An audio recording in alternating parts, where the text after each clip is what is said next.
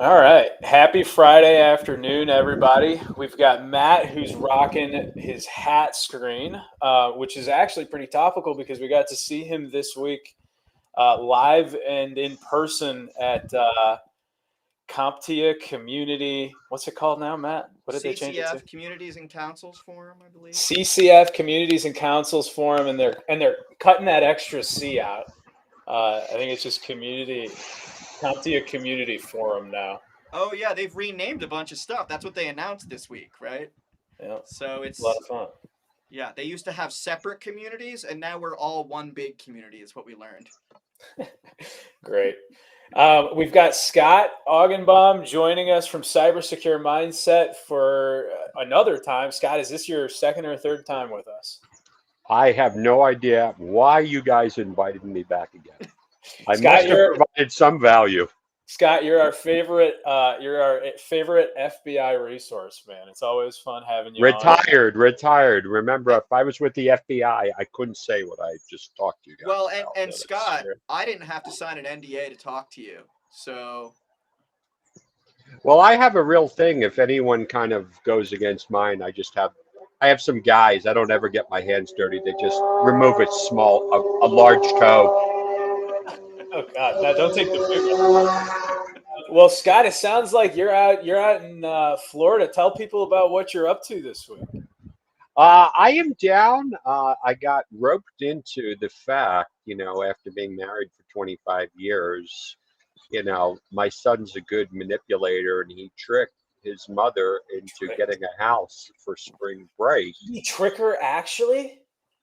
Well, was it trickery? Well, it worked. It was trickery. He had those big puppy dog eyes, and it was like, "Hey, mom, it's my senior trip," and I ended up having to get roped into this to come down here. Which usually I would say this is my happy place. I create as a content creator.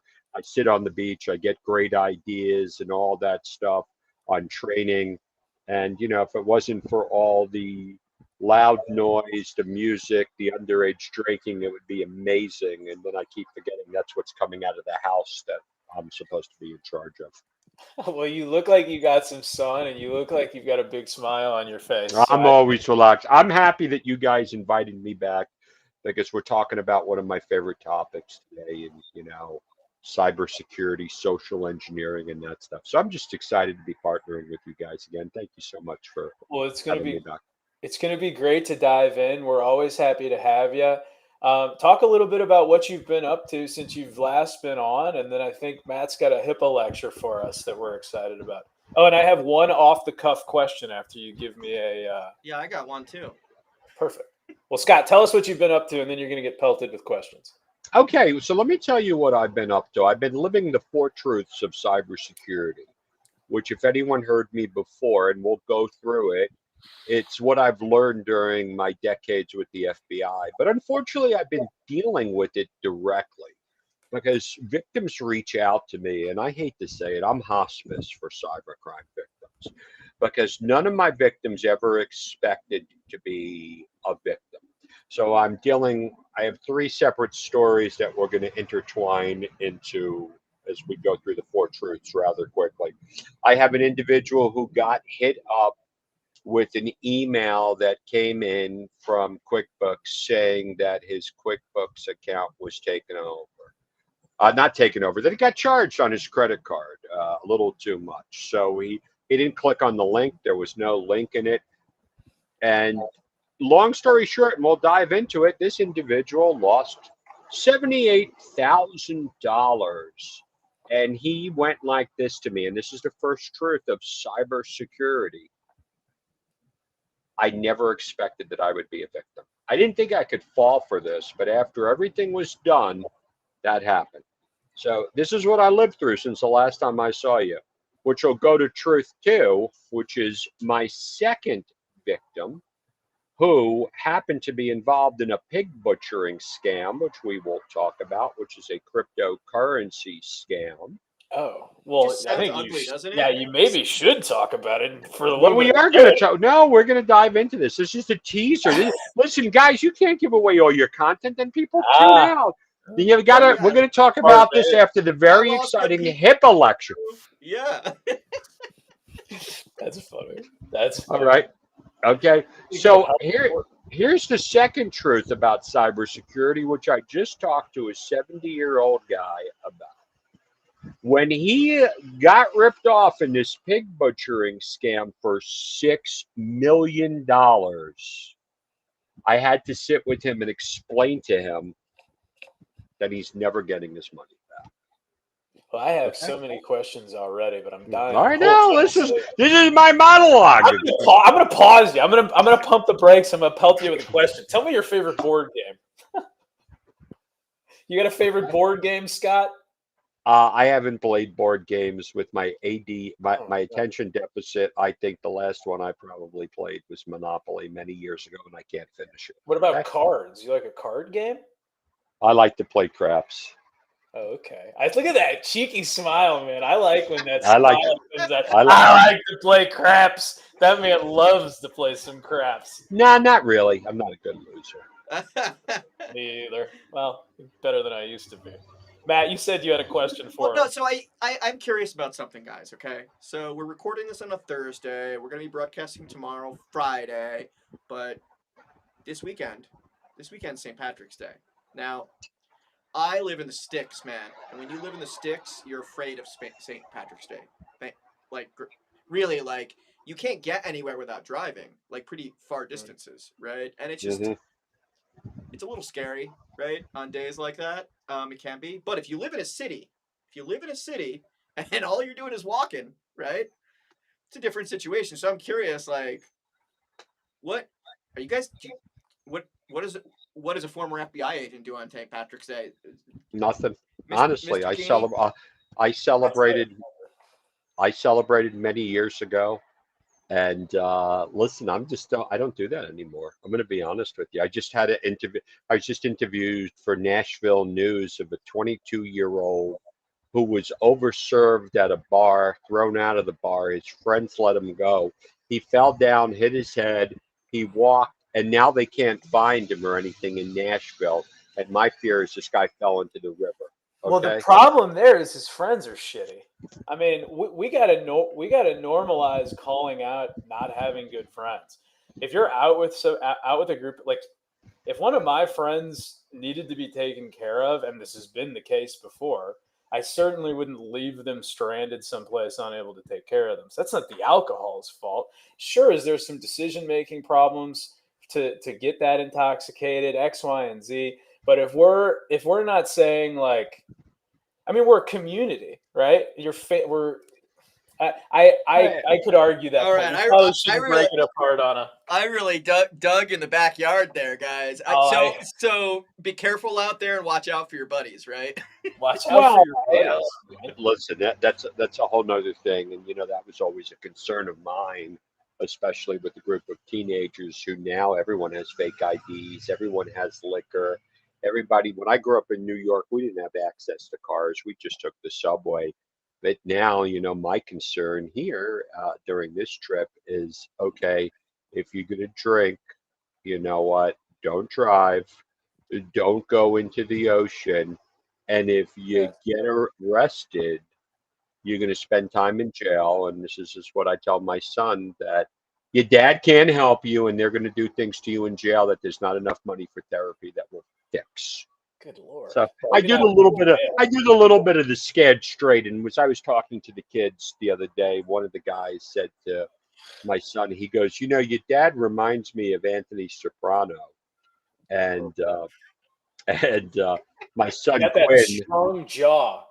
My son Quinn says, "Who's that? An Italian guy?" And the guy goes, "No, he's a mafia boss who kills people." Oh, And well, my son just rolled his eyes. that's so funny. Well, Matt, I'll answer your question. I've worked more St. Patrick's Days since I've been an adult than I've had fun. So this year, if I have enough time, I may do a little bar crawl in the Ann Arbor area, but I guess we'll see. It hasn't Find out shaken next out week. that way. Stay Yeah, tuned. maybe. Well, let's dive, man. I've never been more excited to talk about HIPAA in my life. Let's dive in. All right, here it is.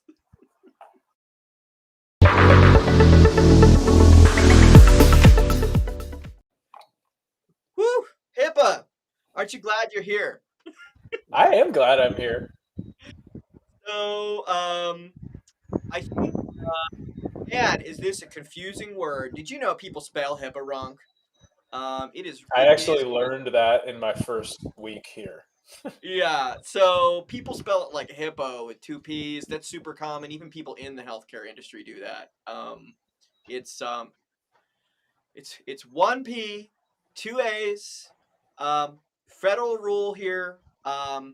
It's been updated a few times. We'll get into that in a second. Just overall, HIPAA compliance is a set of guidance and some rules. So some of it's mandatory and some of it's um, sort of like good practices that are published by the federal government. They've been approved for about 15 years now, maybe a little more. And no, we're closing on 20 years. Um, it covers healthcare privacy, and I think people know that. In cyber, there's this section in HIPAA, which is the HIPAA security rule.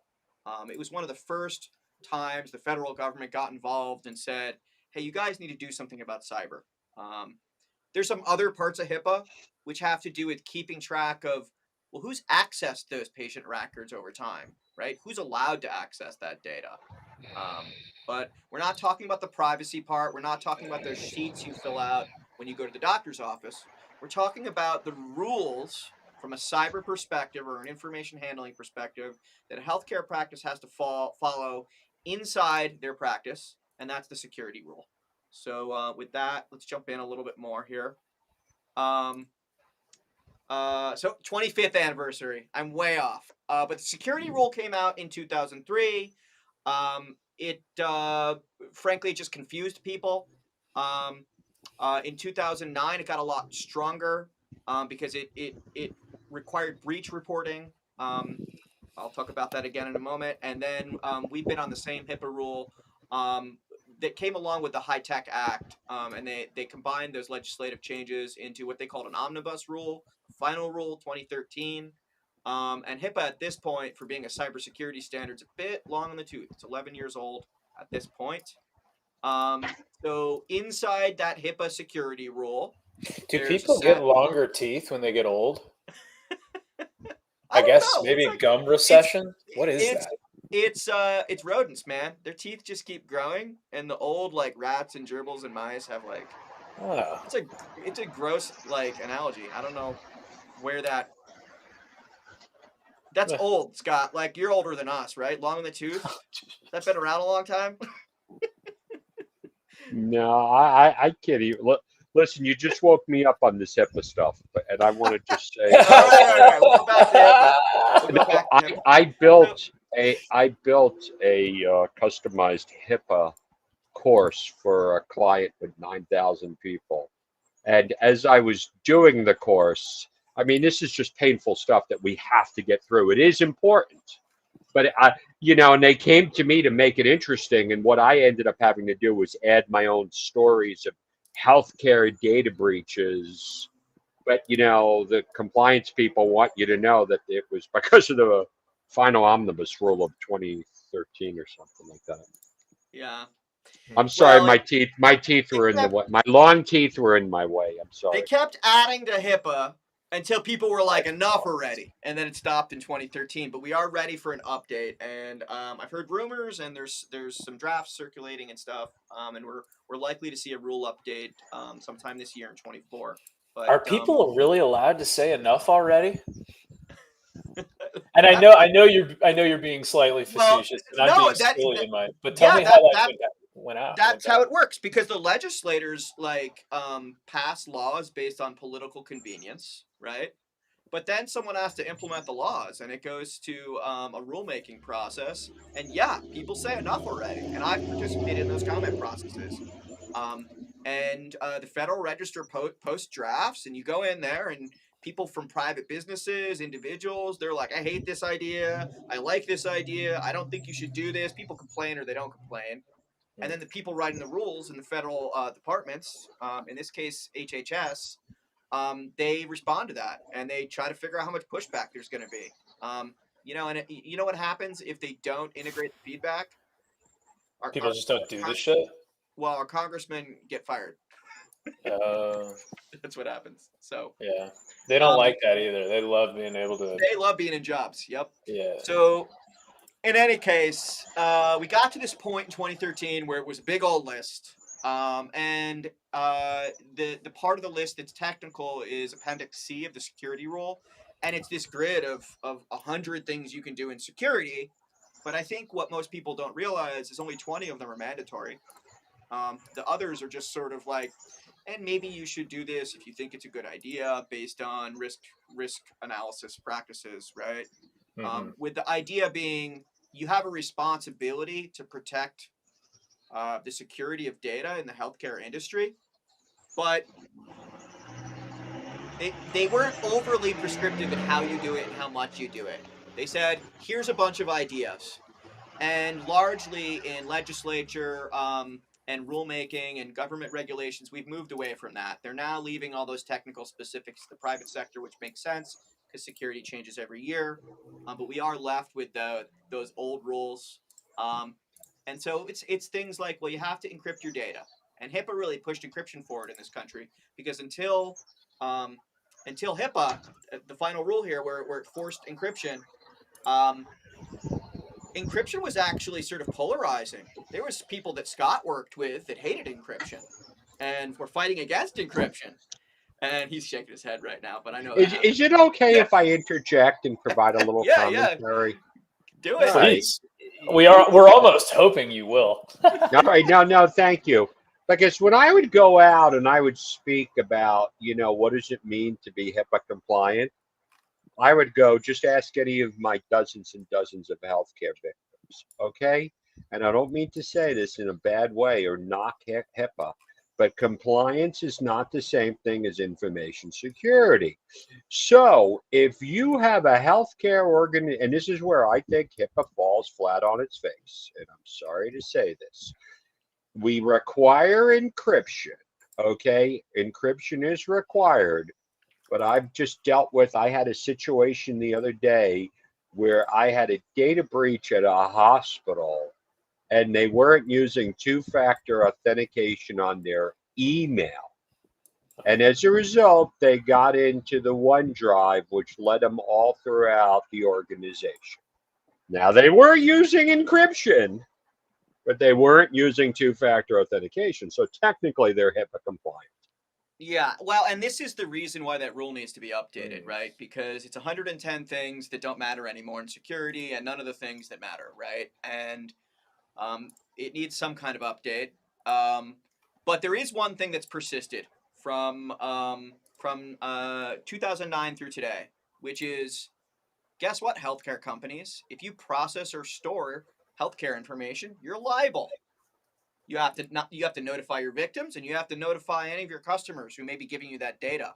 And that still carries through today, and it's been driving good-ish behavior in the healthcare industry. In fact, the healthcare vertical behind financial services is the biggest spender of cybersecurity in this country.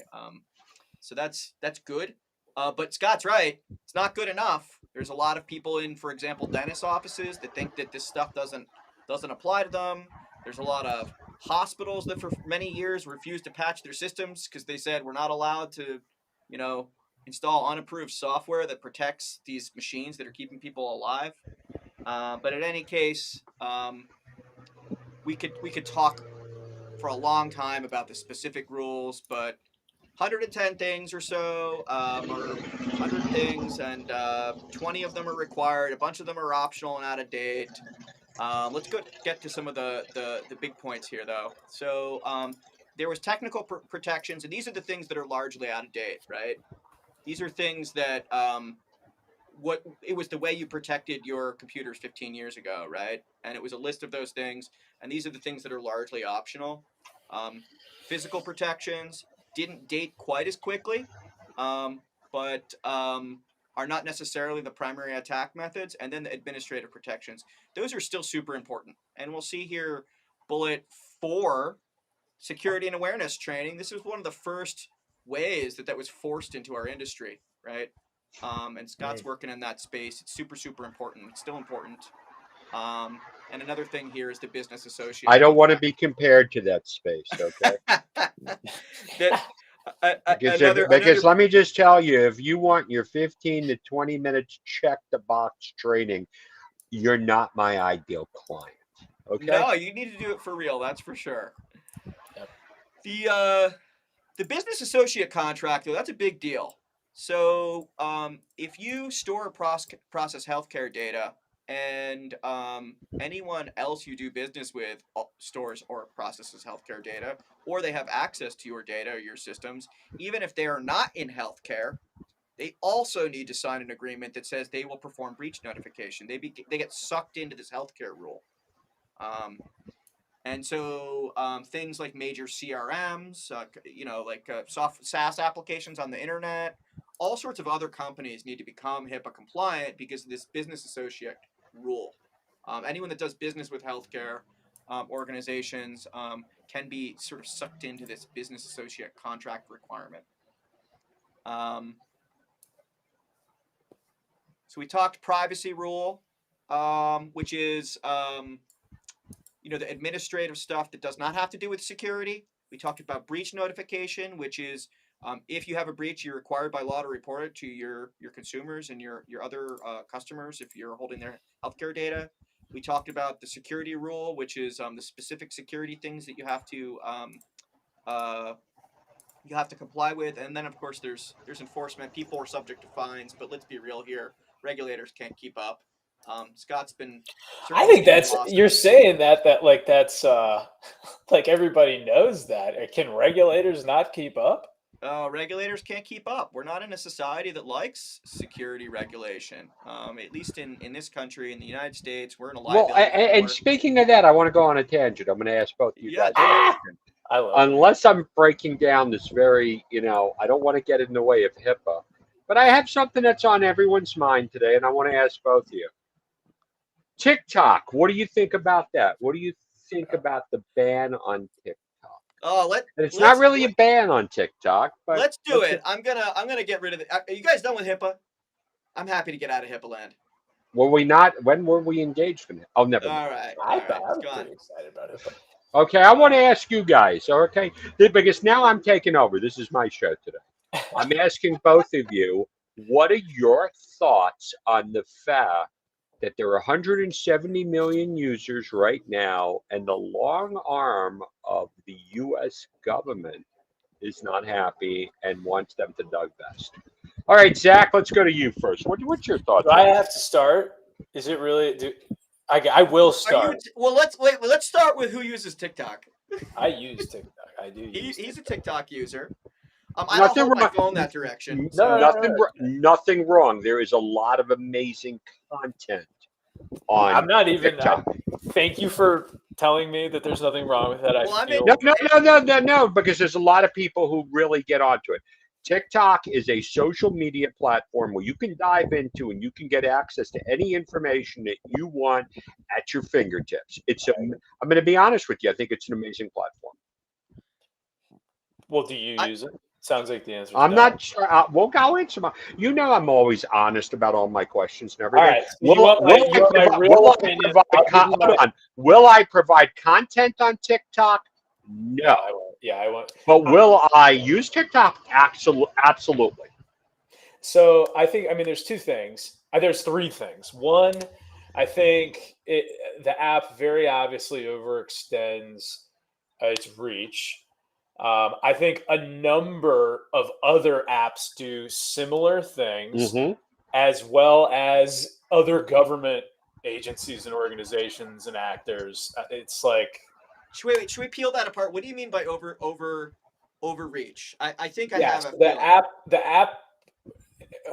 It's tough to say, right? Because I think if you were TikTok, you would argue the reason that TikTok is the way that it is because it considers all these different factors related to you, and that's why it's able to be what it is. The other side of that argument is they're collecting a tremendous amount of data that can be utilized in ways that aren't necessarily to the benefit of the user. And this is where is Google and so is Facebook.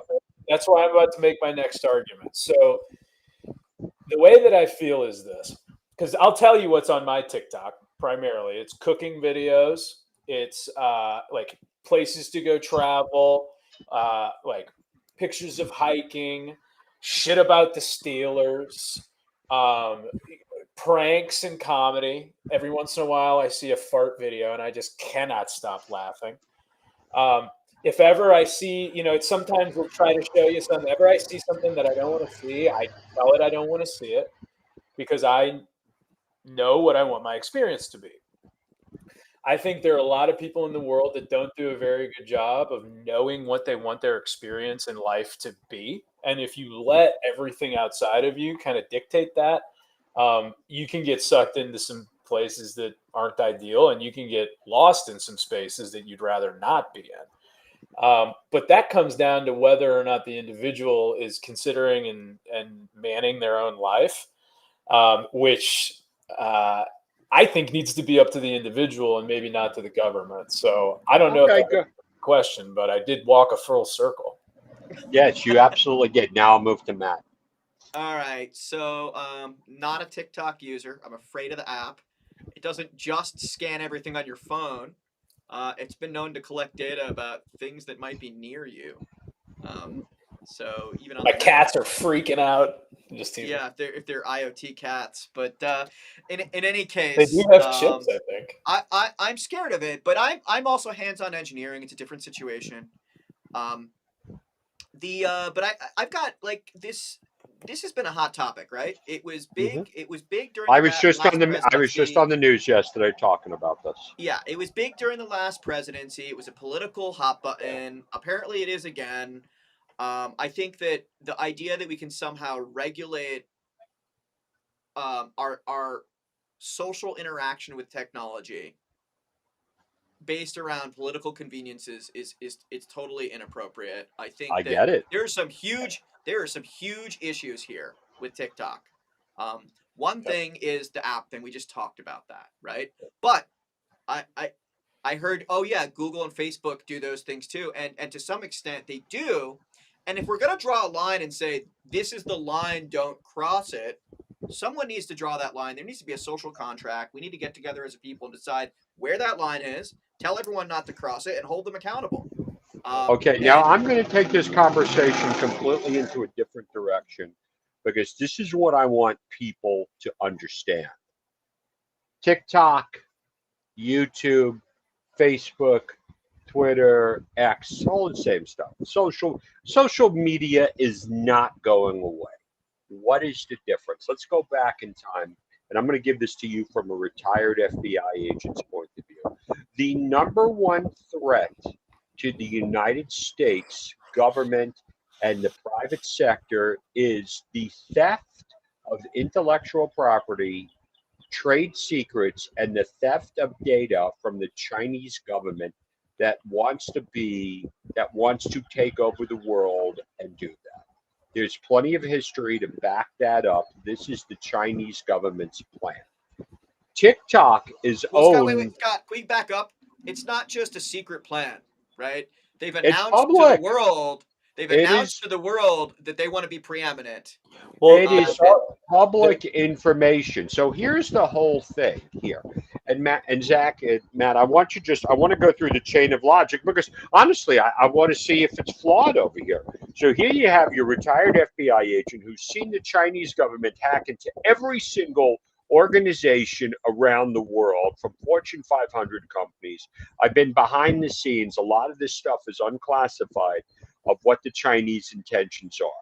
In 2013, we, as the government, started going like this. The Chinese no longer want to hack into things, they want to buy it outright.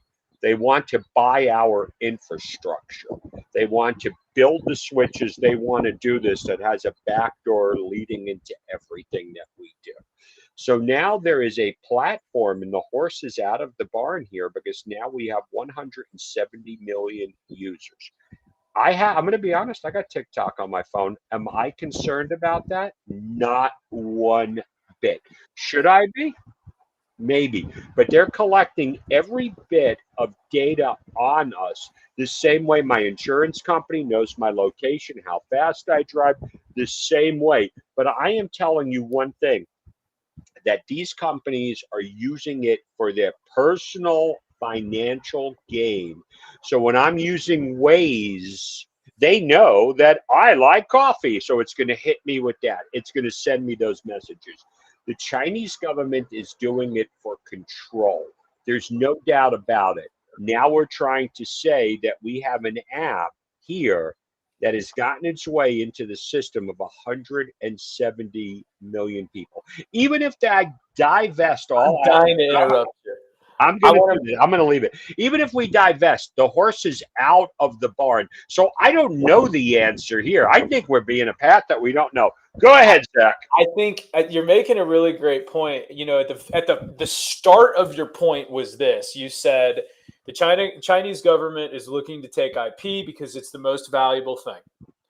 And I want to pose an argument. I think the most valuable thing is the mind share of a place. I really want to speak to that one, Zach. Yeah, And that's I important. think TikTok more than anything, yeah, you can get all the information, but if you are able to influence perspective of 130 million people, that's enough to sway Oh elections. my goodness, that's what intelligence services are using now. That TikTok, I'm going to be honest, they hired a bunch of retired FBI folks and Department of Justice folks, which I think, I'm going to be honest, I would take that job if my life depended on it. They have very, very strong lobbyists, but at the end of the day, it's that string that is being pulled. This is the perfect way to influence a society. Matt, you Are wanted you to jump guys? in. Well, are you guys? Do you guys know who Alex Stamos is? The name sounds familiar, So but I he couldn't was the picture it. CISO at Facebook in charge of all security, and he left there a few years ago. I think uh, 2018, 19, something like that. During the last presidential cycle, he left. He left Facebook under a storm of fire because he was raising the flag that, guys, there is not just cybercrime on Facebook. There is cyber warfare happening right now. It is the largest threat to individuals. Um, and Facebook has a responsibility to do something about it. Right. And not It'd be everyone like at if a Facebook. Walmart had a bunch of people brawling in it. Yeah, and he was running that hard into the public view for years. But it came to a head, and the whole InfoSec team left with him. All of them. Mm-hmm. The whole team. He left and started Well, a that was the wrong warfare. decision by him, Well, FYI. he left, and he said, we have to fight this cyber battle. And he went to Stanford, and he started a cyber warfare defense policy. Oh, think so he's tank. on some other. Okay, fair enough. All right, I He take went it on back. another journey. But the whole InfoSec team followed him out the door because the word had come down that we're not going to fight cyber war anymore. And as far as I know, that's still the policy in Facebook. In fact, there's no global InfoSec team in Facebook anymore. They got rid of that. There's only little product units that have their own InfoSec teams. So Facebook knew about that threat. It's a problem there. It's a problem on TikTok. And you're absolutely right, Scott, that there's control. It's not necessarily commercially oriented. Zach's right. What hundreds of millions of people think does matter? That algorithm's not under control of an entity with purely financial motives. And that's the it's whole not thing just swaying in elections. warfare. And in warfare, that's really what you want to do. You want to get out there. You want to spread that Confusion. propaganda. And I'm not an expert in this by any stretch of the imagination. I mean, my whole concern is, and you guys didn't let me talk about my 4 truths of cybersecurity and all my victims. And Well, I it ain't over yet, baby. You can talk. Well, we might have to stick on this and do another one on what we wanted to talk about. No, But, well, we beat this one up. yeah, well, I got I'm more shit to say. I don't know if we did yet. I don't think we are. I mean, this is something that goes on and on because, listen, this is the first time in the history of the U.S. government that everyone agrees. And now, if I went on TikTok today and all the content contributors are crying, and it's like the government, they're just a bunch of boomers. They're Well, a bunch of people long in the tooth. there's there you go. There's an argument. I think there's an argument being made for like First Amendment rights and the ability to access and communicate information with each other. So that's the other side of the argument, right? Like in the same way you can influence with propaganda, you can also tell the truth, right? And I don't know how much, or I guess it's probably a good question for you. I don't know what percentage of content on TikTok do you think is information that a government wouldn't want you to see? Like, here's Nancy Pelosi's fucking stock tradings. That's like, God damn, can we please stop with this shit? Like, how much of it is stuff that they don't want us to see versus stuff and it goes into who do you believe, and that's just comes into so much of a deeper thing on both political parties here, because I don't really care who you are. Everyone's using it to their advantage, because you know what? When you see your superhero crumble, it's upsetting, and the other party laughs, and everyone's trying to push this stuff out. You know, and that's kind of, you know, somebody called me up today and they said, is it true that the whole ban on TikTok is going on? And this is how disinformation spreads, and it'll probably come up, you know, because there's too much pro Gaza stuff on TikTok. And I'm like, well, that sounds great, but that's not the case. The case is that at the highest level, the Chinese government owns that.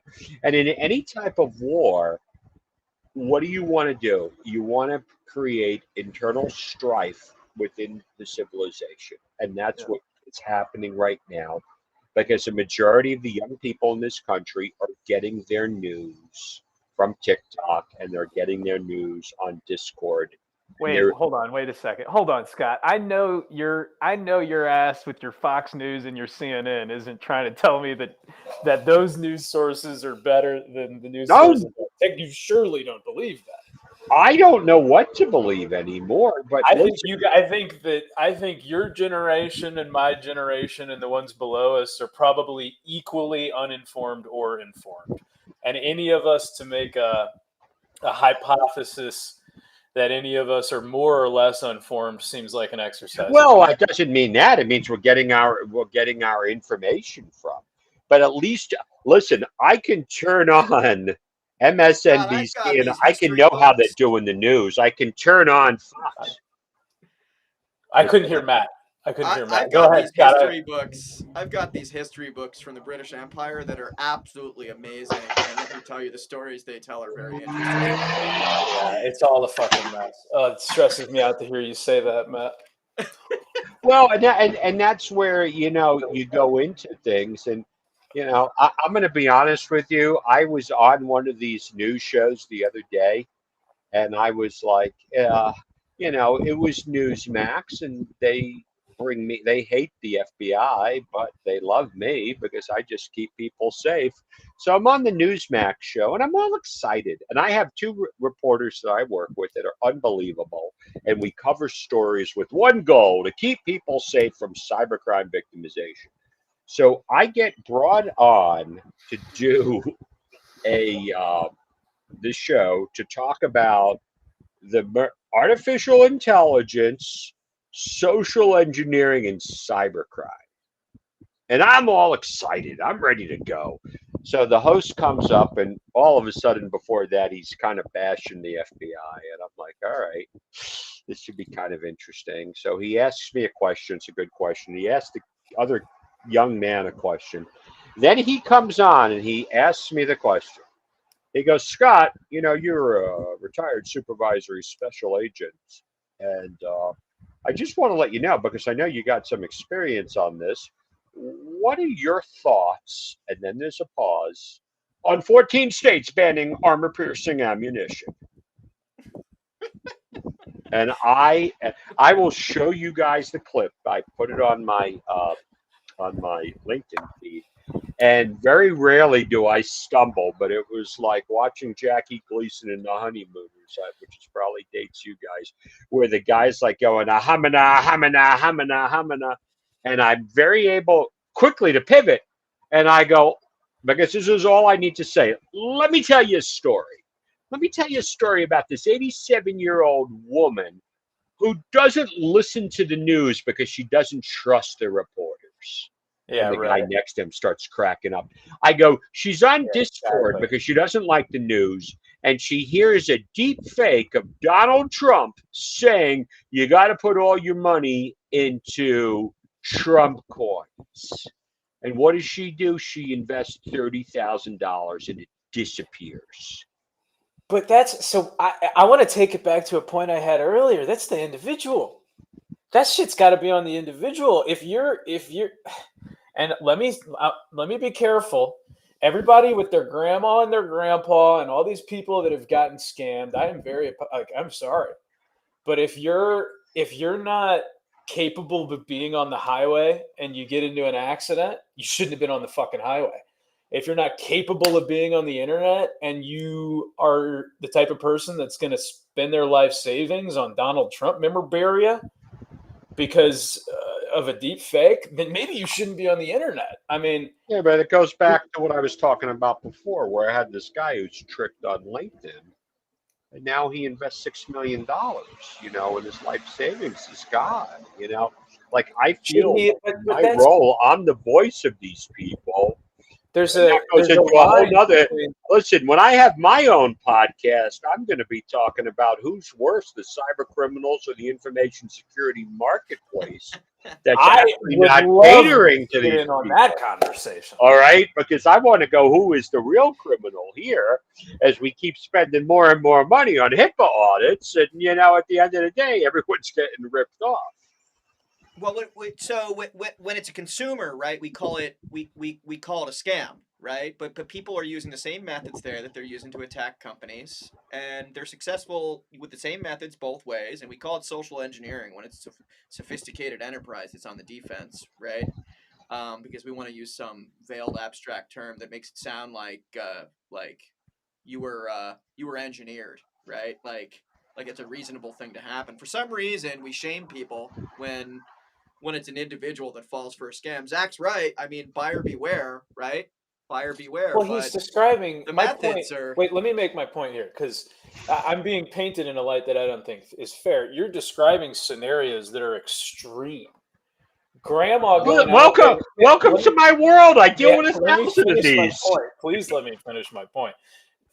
Describing grandma as unwilling to watch the news and then getting tricked on Discord into spending all of her money on I Donald made that Trump point coin. to get to the reporter who was picking on me. No, I know, but All to right. say, Okay.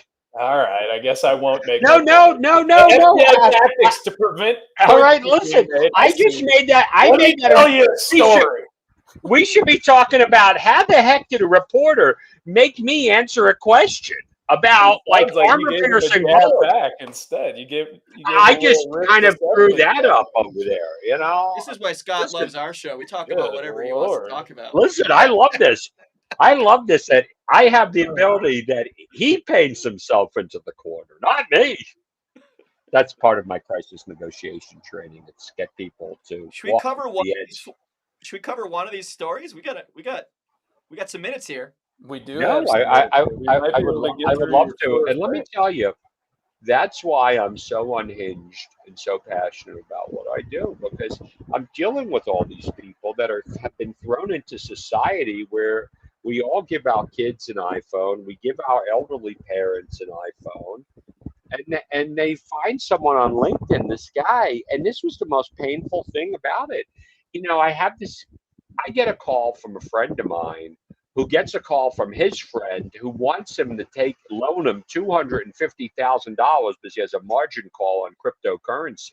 And I'm like, no, no. So what is pig butchering? Pig butchering is a form of social engineering. It's happening to individuals. You meet someone on LinkedIn. It fits the same profile. I hate to say it. It's an Asian female who says to you, "Hi, sorry to bother you. I think your profile's nice." And you engage in a conversation. Then she tells you about, hey, this cryptocurrency trading platform, which is completely bullshit. And you download an app. And now what do? You go over with this person and you invest $250. For my generation, us Gen Xers, it's the fear of missing out. We hear everyone making money on crypto. We don't know anything about it. We meet an empathetic person online who befriends us, and now you put $250 in. A couple of days later, it goes up to $1,100. This is where the pig butchering occurs. You keep putting more and more money in chasing this. At the end of the day, this individual lost $6 million. I'll tell you a story. Let me tell you a story. I got a buddy. Who used to play WoW, World of Warcraft. Okay. He used to walk into a World of Warcraft lobby and talk about how he was going to double everybody's money. Somebody'd give him some money, double it, give him back. They'd give him more, double it, and give it back. And then they'd give him all their money and he'd disappear. So, I mean, in all fairness and due respect and all this, the pig butchering, they've been killing pigs for hundreds of thousands of years. Idiots have been being tricked for hundreds of thousands of years. I think it goes back to community and how good are your friends. If you're an elderly person that's so lonely that they're going to let somebody reach out to them on LinkedIn and take them all the way down this path, and nobody's going to raise their hand and say, hey, what are you doing? Like, there's nobody in their family to ask about. There's no friends to say, They I'm put telling you. divisions in there. I'm doing this for senior living. I mean, these bad guys are very, very good at what they do. They're finding people on dating websites. It's work from You're home. missing my bigger point. I think we've got a community issue because these people shouldn't be so lonely that there's only one, like, if any of these people that you're describing had an opportunity to bounce these ideas off of one other person in their network and be like, hey, that's crazy, don't do that shit. The issue isn't it's we have terrible communities and people are so lonely and alone that they're able to be tricked in these ways. I mean, these old grandmas, if they had relationships with their families and their grandkids that they could say, hey, have you heard about this? Does this sound right to you? It wouldn't happen. But the reason that these demographics are able to be tricked like this is because they're uneducated and they're put in a position that they can't educate themselves or that there's not a community around to protect them. We need to create a situation in our country where capitalism isn't predatory and it can do what it's intended to do without taking advantage of people. Congratulations, totally Zach. agree. You just made Matt and I completely quiet. Well, I totally agree. To hear your thoughts on it totally as an agree. expert and somebody who's But been around the economies and problem countries.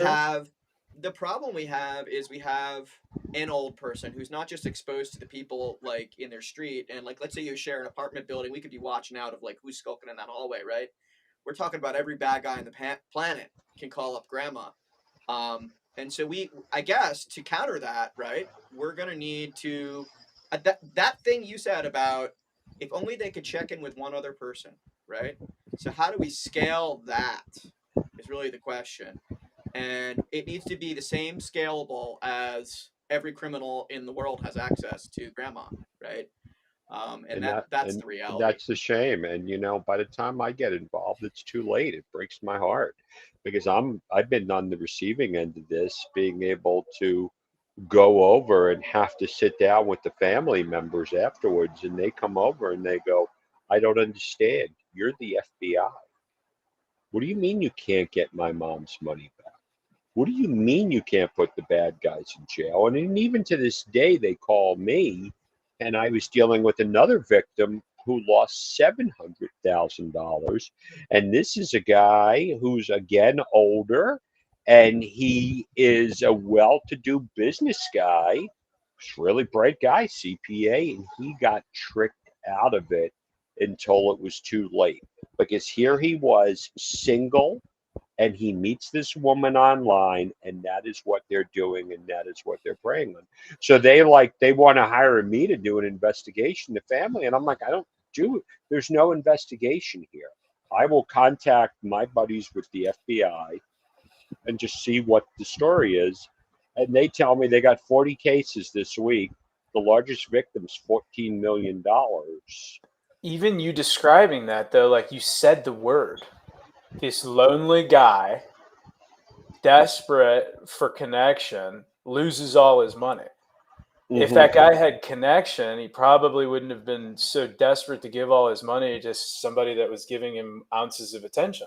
That's the real. That's so. One thing that I used to really deal with in operations is called root cause analysis. And I think CIA, FBI, American government, they do a lot of firefighting.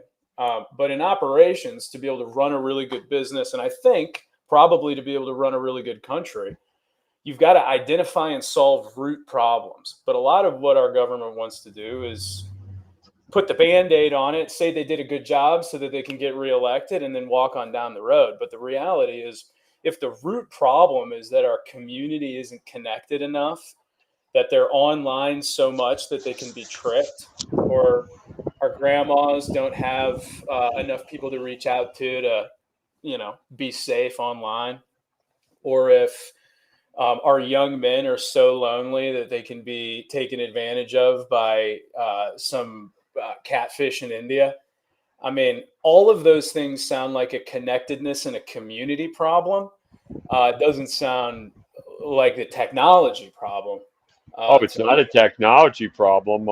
Unfortunately, from my point, it ended up becoming a law enforcement problem where, and what do? Do you hire more FBI agents to fight more things where it's not as much of a law enforcement issue than it is more of a social thing? And then who ends up being responsible? Because at any moment, the scams are getting so good through the different types of technology, through artificial intelligence, that I think it could potentially happen to anyone, even, people who spend their whole lives in technology and in security.